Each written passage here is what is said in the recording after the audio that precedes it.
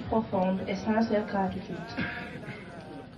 Grâce à votre sagesse, votre patience et votre guidance éclairée, nous avons pu cheminer sur la voie de la paix intérieure et de la marifa.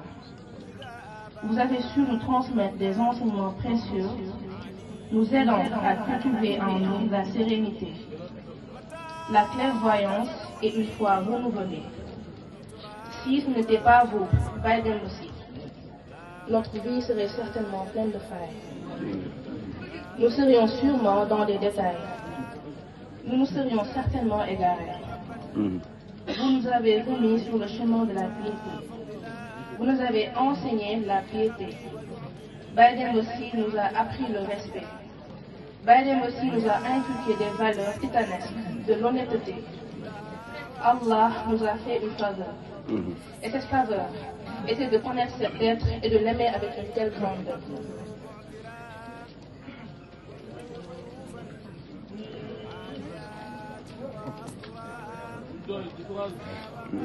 Thank you for being so understanding. Thank you for trying your best to be here for us. Thank you for the teaching, for the help. Thank you for loving us even with our flaws. We appreciate you so much, more than I will even be able to show. We really hope you know how much you mean to us. You are such a wonderful person with a pure soul. Thank you for your keenness. Thank you for being there for us. Thank you for your support, your help, your understanding, your patience, your time, your generosity, your hospitality, your availability. Merci d'être si compréhensif. Merci de faire votre mieux pour être ici pour nous. Merci pour l'enseignement, pour l'aide. Merci de nous aimer même avec nos défauts.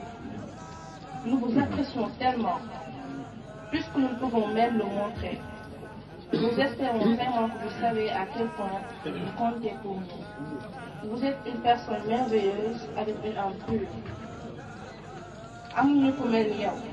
jërëjëf. yaa ñu gindi ci suñu réew yi tigi yaa ñu nëbb sa bopp may ñu Cheikh Ibrahima Niass Cheikh al Islam radiyallahu taala anhu yaa ñuy yar yaa ñuy muñal si sëriñ bu mat sëriñ maandu am yar am tegge fonk doomu aadama amuñu sa fay fii ak feneen li ñu la deseel mooy bëgg la ba ku ñu gis-gis la bëgg la ba ku ñu gis-gis say di ko si ñu fonk suñuy waajur te fonk suñu kurus.